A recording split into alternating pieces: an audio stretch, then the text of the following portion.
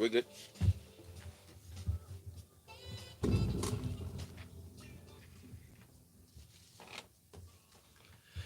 And it's a Wednesday morning, 7:31 a.m. Now time for Freshly Pressed 981.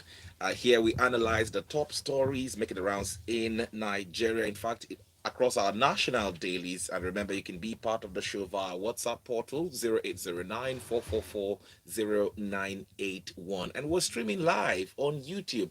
It's youtube.com/, smooth 981 FM Lagos. Hello, YouTube. My name is Yes, Pepple. I'm Shopla Martins, and there are lots of different ways that you can join today's conversation on Freshly Pressed. You can use the hashtag Freshly Pressed 981 on Twitter. You can also send your WhatsApp messages in to 0809 444 981.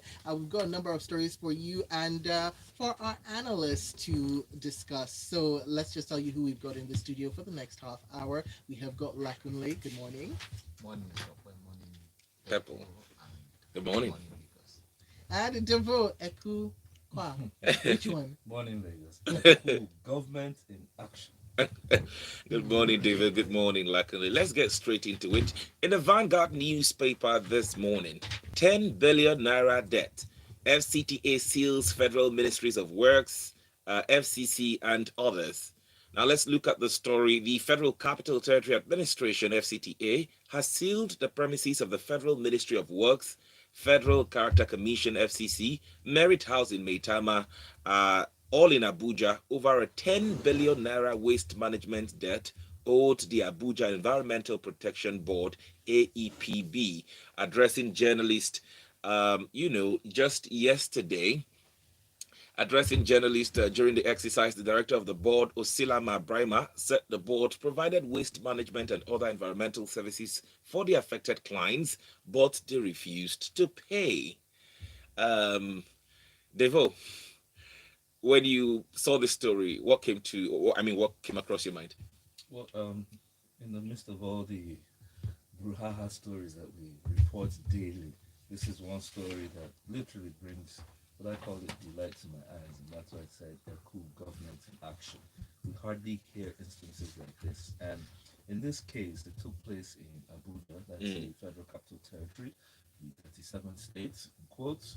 The federal um, as because of the way Abuja operates, so instead of a government, you have various commissions and agencies that work for the FCT, and the Federal Capital Territory Administration went on an enforcement and recovery raid of delinquent debtors, of those who had received waste management services. Waste management services are those who cleared your dirt, all the waste and refuse that's piled up. We in Lagos, I think we can relate. So the FCT administration was at work and they had been clearing refuse, and many of the public and private entities had not been paying. Okay, and this has stacked up to the tune of 10 billion, in excess of 10 billion. Now, funny enough, so many public sector bodies were affected, including the Ministry of Education, Ministry of Defense, Federal Character Commission, Civil Service Commission, Revenue Mobilization and Fiscal Commission, those who define salary, Ministry of Health, Ministry of Trade and Investments, and the most interesting one, Ministry of Works. We know who is there, and then the NSCDC, and including some private sector entities like Merit House, Merck Plaza, all in Wuse. Now, the chairman did mention that they were pushed to this point because I've been trying to reach out to all these entities that communication failed, even after giving them some form of payment plan. And I guess because there was a level of indebtedness, they told him, okay, if you can't pay everything now, pay small, small, or pay within 2 years. But he said there was no positive response. Therefore, they took them to court. Let me repeat myself. They took them to court. Re- Rarely do we ever see government take government to court. I mean, it takes a lot of spine to be able to do this. And that's why I said this is one story that brings me delight. And the magistrate courts called them for um, some review, and many of them did not show up. Hence, the court said they should seal their premises. So they had to enforce the court order. Now, they said they would uh, the enforcement head, Ata Ikoro, I think we kind of know him now as the chief enforcer in Abuja. He said, well, government was lacking funds to build infrastructure, and that's not right that people who had received service do not pay, and they kept Abuja in ruins. Well, my question here is this little story is reflective of how government nationwide should run. And remember, the FCT administration is the municipality administration, which is equal to the local government administration.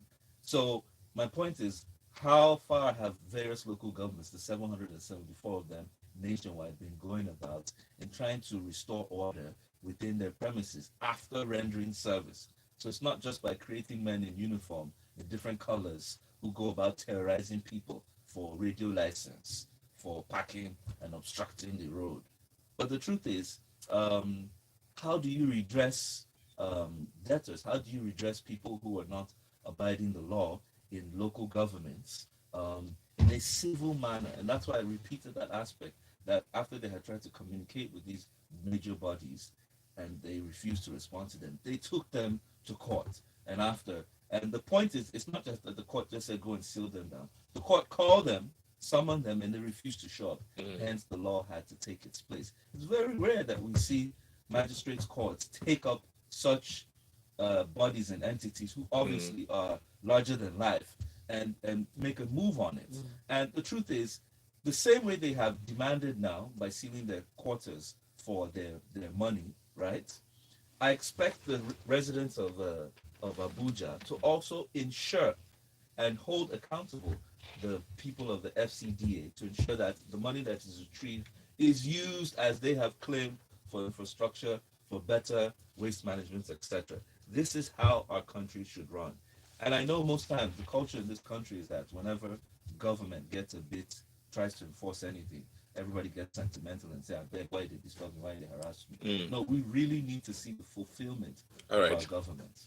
Thank you. He asked a question about how local governments run nationwide. I mean, all state governments have taken over all the duties and functions of local governments anyway. You see, we're talking about waste disposal, which would be something that local governments ordinarily do. But here we are, there's no state in this country that is local government that runs that particular function. Literally, so you have your answer. This is how the local government should actually run. All right, so we'll move on now to the next story. But remember, you can be part of the conversation by sending a message to us on the WhatsApp portal 0809 444 0981. Let's take your comments and your reaction as well on the WhatsApp portal. All right, so let's get into our second story, which comes in from the New Telegraph paper. IMF upgrades Nigeria's 2022 growth forecast to 3.4%. This is up from its earlier projection of 2.7%, and that's what it announced back in January. So luckily, going through the story, trying to find out what exactly prompted this growth in the forecast. So, what would you say about this? So, the International Monetary Fund would ordinarily annually, based on certain indices or experiences or what happened the previous year, would say for selected countries, particularly the developing countries, to some kind of create some hope, create some indices to say, look, this is what's going to happen. We expect to happen in this place based on one, the budget the country may have put out, the plan to execute the budget, and how much money they are able to generate. So it's based on such things that this happens. So in January, the IMF had said that we would grow by 2.7%. And just Wednesday, they say that the projection has been reviewed upward to 3.4. Okay, so on paper, it is good news for us. But on the street, is that what it is? Our capacity to produce, has it improved in that period? What is the cost of living like? The inflation rate, has it dropped? The ease of doing business, has it gone better?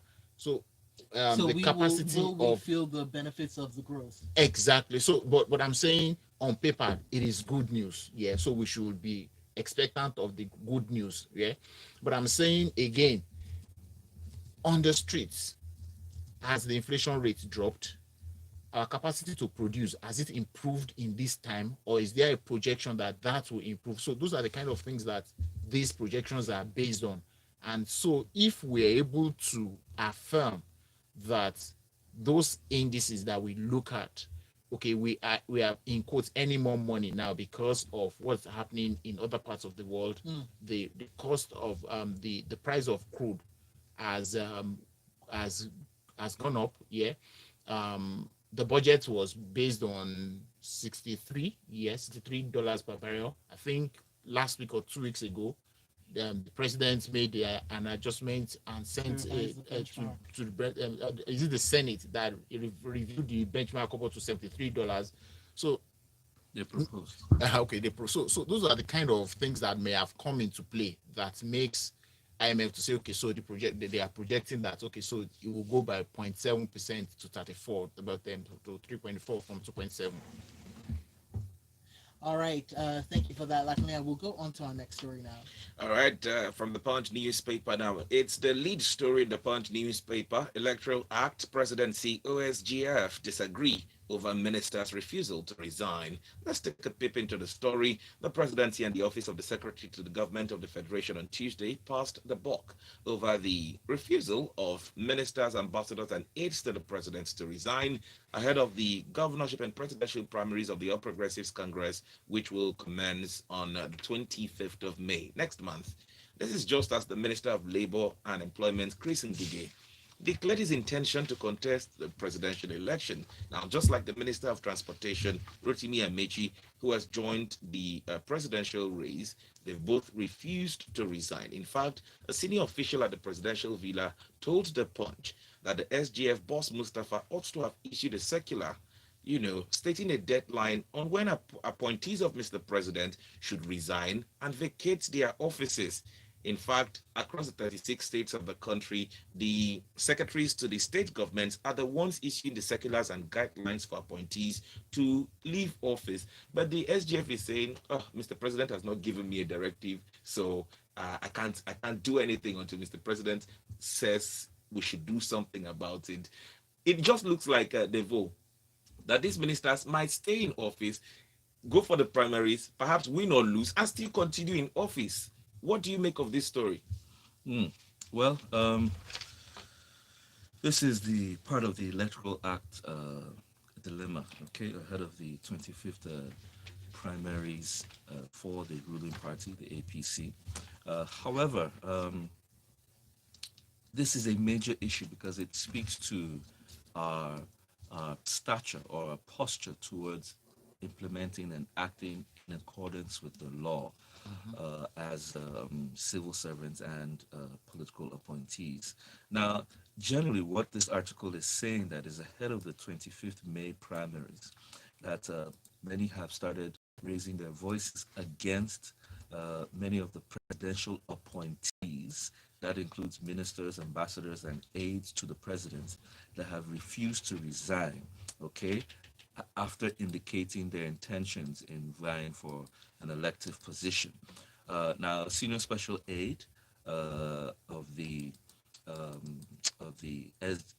presidency said that it was the SGF, that's the Secretary to the Government of the Federation, who should issue a circular asking those who had indicated to step down, as it is done in most states.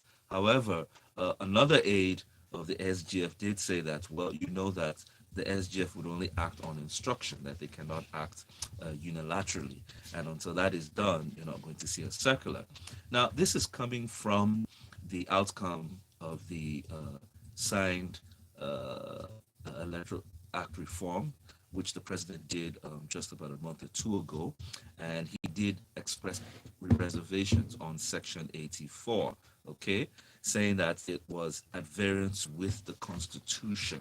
And what people need to understand, because it's almost kind of straightforward, it's just unfortunate that we've turned it into some higgy-haga. Because the Constitution literally did not envisage an instance where elected officials would literally be vying for elective position. And what Section 84 was speaking to with the now known Umahia case, where the court ruled that those who were vying for elected positions should step down like 30 days towards their primaries. And both the states, the National Assembly, all objected in various positions. And at the end of the day, I think the speaker mentioned that they should be granted the opportunity to appeal it. Okay. Now the truth is, that's being clever by half, because the spirit is about non-participation. You cannot be a participant while you are still the umpire.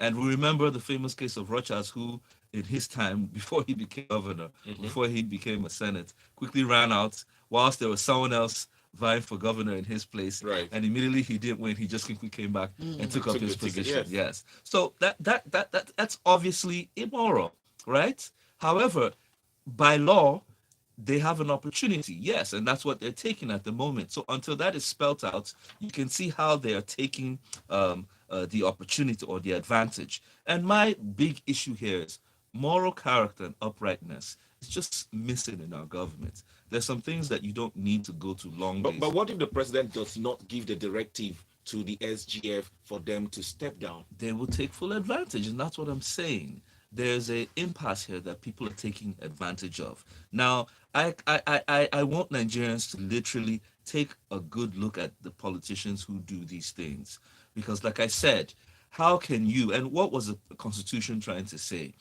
If, of course, state power can always influence anything, and you cannot say that you want to vie with other people and you are still holding the full authority and capacity and influence while you're still on seats. No, for a clear, unbiased, opportunity for everybody to play as elected positions, step down from your post, let someone else take it, and then vie like every other person. We don't need to go to Harvard, come back and go back to Cambridge just before we understand this. And there's these instances throughout our governance, okay? So citizens, please open your eyes. When your politicians act funny and clever by half, just know what they're going to do to you when they get into I was power. going to ask about the vice president, but he's obviously elected alongside Mr. President.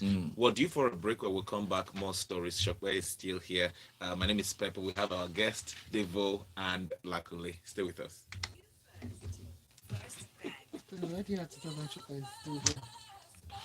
So you people are playing commercials now. We want our Krispy Kreme. So, that you first time? It's supposed to come in. But they locked it. It was locked after the. It's up to you to unlock it and lock it on the right one. We've done this before. So that's what you need to figure out. Just because they put a stopper on the ads, which they do all the time, doesn't mean that we allow them to stop. You know, the VP is elected, so he can stay, whether or not he. Do you get what I mean, Devo? I'm Yeah? giving The up VP. with this phone. Huh? The vice president. Yes. He can still stay now, even Sorry, while sorry. Yes, others yes, are of resigning. course. Of course. For me also, She keeps what if he Googling doesn't stuff from me get in the Spanish. ticket on the platform of the Without me APC? He asking cannot her. cross carpets now to pursue his ambition like the others would. He can. He can? Yes. As a sitting vice He president. can, because that's another case that's been left open too. As a sitting vice president, he can cross carpets. Didn't Omahia cross carpet? No. Umahi's own is different. How is it different? He's the governor.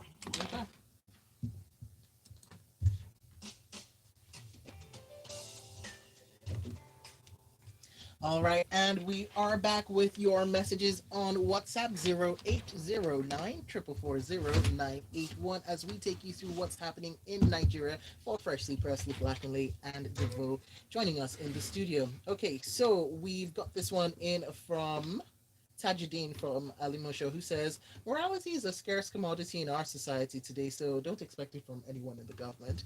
Whilst Tayo from Aja says, how difficult is it to comply with the electoral law in this country?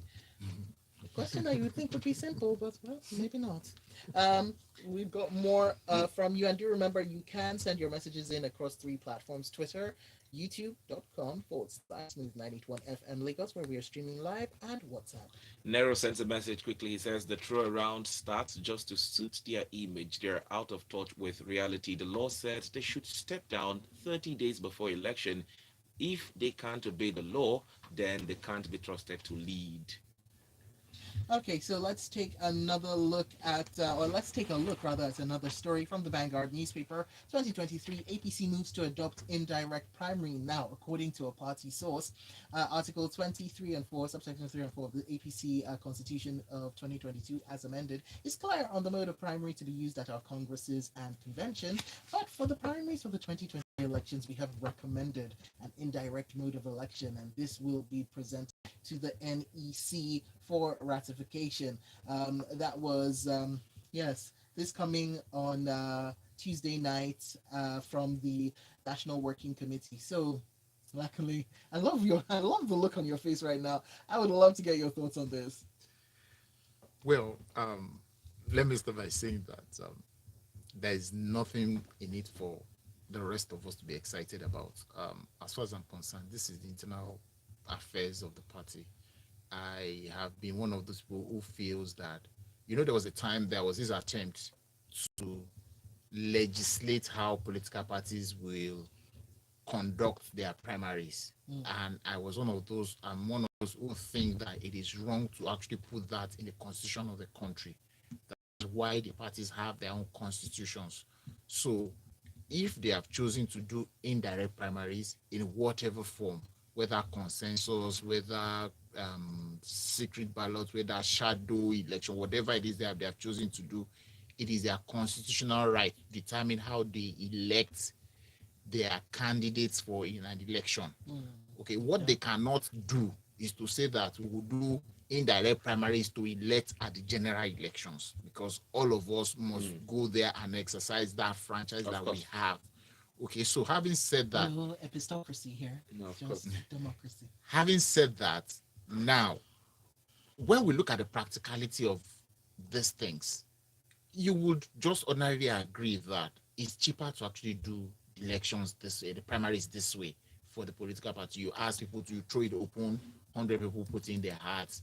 You need to organize 100 boxes, find a place that can accommodate 1,000 or 100,000 people, and so on and so forth. So in the practicality of it, then also the most important of the costs to them is party stability as far as politicians are concerned. If you ask them, they will tell you, if we do it this way, it's better to manage disgruntled people this way than if we did open or whatever any other form of this thing. So in my opinion, I think that is a right of the party to choose how they want to elect their candidates, and then they leave the rest to us at the general elections. So but this indirect primaries, will it involve delegates?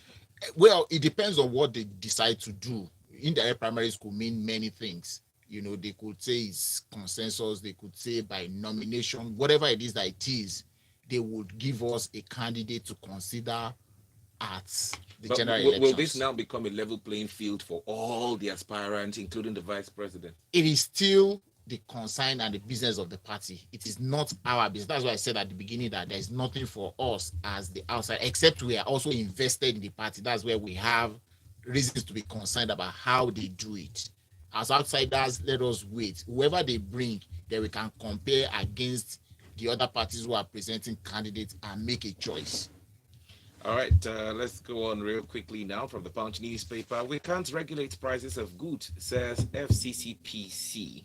And that's the Federal Competition and Consumer Protection Commission. They have said they don't have the power to regulate consumer prices. Devo. Yes, the CEO, or I call him DG, of the Federal Competitor and Competition Protection Agency, that's former CPC, was reiterating how they work, or their modus operandi, by letting people know that they have no powers to regulate price because Nigeria operates under a free market economy, all right? And basically what that means is the supplier or the manufacturer will set the price according to demand and supply. Now, he was saying that the act that established them only gave limited provisions whereby they could regulate price, and that included going through some level of research, and if they see that there are unjust or exploitative instances, they can recommend a price adjustment to the presidency, okay? Okay. Now, he explained what some of those unjust and exploitative scenarios were, because for the fact that someone who's selling something puts a price on it does not mean it is unjust or exploitative. However, that's rather subjective. So they have to go through empirical and transparent methods in trying to determine whether a case is exploitative or unjust. So he gave two instances. For example, during the COVID era, the peak of the COVID era, if you remember, some of the non-pharmaceutical intervention materials like masks, sanitizers, took a hike in price. He said on a certain day, masks and sanitizers were about 490 naira. By the afternoon, they went to 1,400. By that same evening, they were at 3,004 in one day, simply because there was a huge spike in demand from everyone. So those were instances where they had to intervene. Okay, and the point he was trying to say was that your stock did not finish. So how come we didn't see the current stock finish at that price level before you started hitting consumers with the new price? He gave another instance, which I think is now the infamous instance of a very popular, well-known pay TV uh, company that has made a move to increase prices, okay, based on the economic scenario, right? And he was saying that the FCC had to step in as well by introducing a one-year price lockdown, meaning you can maintain your old price if the subscribers pay before due dates. Those are actions that they have taken to ensure that they do their work. However, in the infamous case of the big pay TV subscriber, I really wonder what government's business is with private pay TV operators. Honestly, that marriage is quite unholy. But anyhow, All right. And we've got maybe about a minute left. So luckily, I'd really love for you to touch on this final story from the Guardian newspaper. Officers fared dead in another Air Force jet crash. Now, this belonging once again to the Nigerian Air Force, a jet crashing in Kaduna State with some of the personnel on board dying as a result, and we're still getting the numbers in. But this latest incident in Kaduna makes it, what, 5 air crashes that involves Nigerian military planes in the last year. What's your take on this? Well, let me first say that it's a sad thing when people die, and for what might possibly be avoidable reasons. Okay, so we'll then begin to ask ourselves, what was the cause of this crash? The last four before this one, which makes it 5. Were we ever told the exact reasons for the crashes? What caused the crashes? You know, one of these 4 was the one that involved a serving chief of army staff. Okay, so if at that level, the plane that is conveying the chief of army staff can crash, what has the military done to ensure that this would not happen again? You know, there was one in Zamfara too that crashed, that the bandits claimed then that they were the ones that shot it down, and he says no. So did we get to the end of what is happening? So is it that the planes are old? Is it a competence matter? Is it a technical issue? So when these things are determined, what have we done to ensure that it doesn't happen again? 5 in 365 days is a lot, considering the cost of this equipment, and so we need to really worry about it. All right, thank you very much. That's about it. We need to go now. The show will be back again tomorrow at 7:30 a.m. We need to thank you, Lakunle and Devo. You can find them on Twitter. At Lakunle70 and at Devo Korean. Good morning. this plane didn't crash. This plane didn't crash.